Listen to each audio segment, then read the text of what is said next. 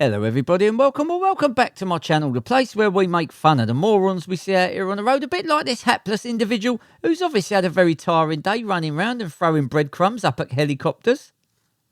Or this low capacity oxygen thief who's obviously identifying as a pedestrian today in his small car with his matching small mental capacity. Or what about this driver of the Mercedes box van in front who uses every ounce of his empty filing cabinet intellect to reverse straight back into this car for absolutely no reason whatsoever? That driver's got a brain which is as pointless as the letters W and H in the word why. And then of course there's drivers like these who cut straight across the junction without looking, who was probably a domino in a previous life. Yeah, double blank. Oh, and speaking of people who are double blank, this is Josh, this week's Darwin Award nominee. Clever looking bloke, isn't he? Yeah, you'll see how clever he is a bit later on. Now, there's not really much to say about this next driver, really, other than that their train of thought is definitely missing a few carriages. I mean, seriously, just pulls out without looking, obviously, and then just goes at walking pace. Definitely playing with a phone, that one. Now, we've all been here before. You're trying to leave the superstore car park, but when you can't read or write and you're a bit low capacity, it's very hard to understand what the signs say, and also what do them big white arrows mean what's on the road. We're literally scraping the bottom of the barrel of humanity on this channel now, aren't we? Okay, so everyone's driving legally, everyone's obeying the highway code, everyone apart from this no-key piano thinker straight up the pavement there just to get into the petrol station a bit earlier. Unbelievable. Nothing lets other drivers know that you're as thick as an RSJ, like pulling straight out in front of an oncoming vehicle. That mug couldn't even pass a blood test, let alone a driving test.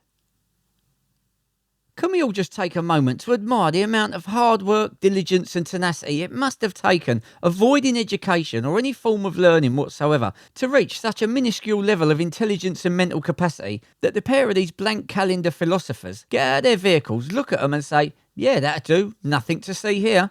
If brains were leather, the pair of them dunces wouldn't have enough for a mosquito's jockstrap. Right, what do you get when you cross a German motor vehicle with a driver whose only goal in life is to be mediocre at best? That's right, a person who's got a level of intelligence that could be rivalled by a bag of Hoover dust, and who's possibly the next poster boy for the benefits of contraception. Okay, so staying on the theme of the Mercedes driver who's more inbred than the Dairy Lee Triangle and has always been adverse to learning, education and retaining knowledge and common sense, I'll present to you this loose thread strategist. Some people talk to plants to help them grow. He talks to plants because they're on his level. Okay, so staying on the theme of German motor vehicles that are driven by single lane bottleneck thinkers, we got this next specimen. Now, I could be wrong, but that definitely looked like a BMW 1 Series to me. Old habits die very hard indeed for drivers of those particular BMWs. Nothing lets other drivers on the road know that you're 14 eggs short of a full dozen and you ain't really paying attention, like almost shoving your truck in a field and then ending up on the wrong side of the road. Dear oh dear, bright as a disused lighthouse, that one. Forget mirror signal manoeuvre, that's so 1990s. Today it's all about manoeuvre, then signal, then mirror to see what the scraping noise was and what the honking horn was behind you. Yeah, when your brain's as functional and pointless as a mosquito net on a submarine, that's how it's done. Now, can all you inconsiderate and selfish wheelchair users please stop expecting Porsche drivers not to block the pavement when they need somewhere to park? You see, when certain drivers' brains are so small that concussion is never a condition or an injury that they're ever going to have to worry about, then we have to give them some leeway. One of my viewers a while back in the comments wrote he's got wire brushes fixed to the side of his mobility scooter. How are you meant to clean rusty metal with that? Here we go, just have a look at this. Just imagine if Captain James T. Kirk of the Starship Enterprise was down here. You know what he'd be saying? Beam me up, Scotty, there's no intelligent life down here.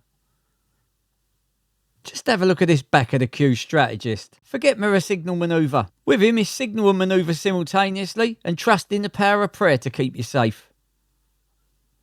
Now, if there's one thing none of us expect to encounter when we're driving along, especially on a nice day like this, is a muppet on the wrong side of the road playing with his phone who's as sharp as a beach ball and just as soft. Now, unfortunately, Leanne was left with serious injuries after this. Yeah, and what extremely harsh, draconian type punishment did the empty lunchbox thinker get who caused this damage and serious injury? A driving course. What a waste of time. So staying on the subject of drivers with the mental capacity of a hobbit that lives under the bridge, we've got this specimen. Their mum wasted 9 months waiting for that driver, but unfortunately that driver can't be bothered waiting a few minutes for the lights to change. Now we all know the saying, it takes two to tango. Well, he definitely needs to go. As Transport for London always says, every journey matters. In this case, every journey in tatters. Nothing lets other drivers around you know that your biggest daily achievement is managing to dress yourself for a change and find and put on matching socks, like not seeing the car in front of you stop and just hit it hard in the rear. If her eyes had been open half as much as what her mouth is at this moment in time, this accident would never have happened. Ah yes, the youth of today, the very foundation of our future society. Obviously all future nuclear physicists and neurosurgeons all rushing because they're late for today's lecture. Either that or they're all rushing down to Aldi's because they got buy one get one free on crayons and paper.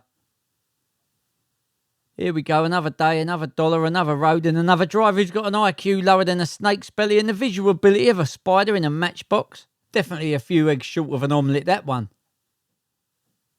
Now, when an Audi driver's got the mental capacity and agility of a wooden clothes peg, nothing annoys them more than a motorcyclist who's actually sticking to the speed limit.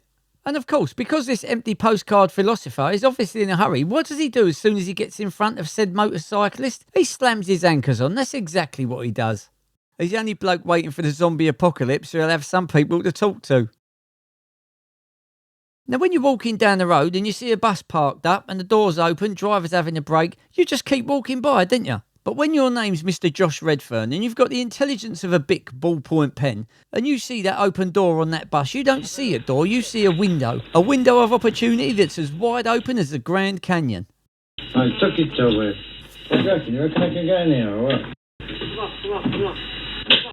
Now, for those that didn't hear it, his erstwhile colleague who was outside was beckoning him to get off the bus. He's saying, come on, get off, get off. But Josh, the no-strings puppet Darwin Award nominee that he is, would never pass up such an opportunity to display what such a professionally confused half-wit he really is.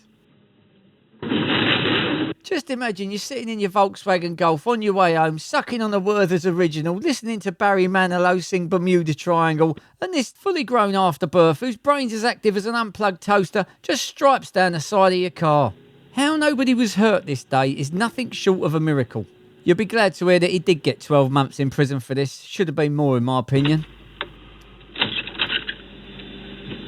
Josh, you're right.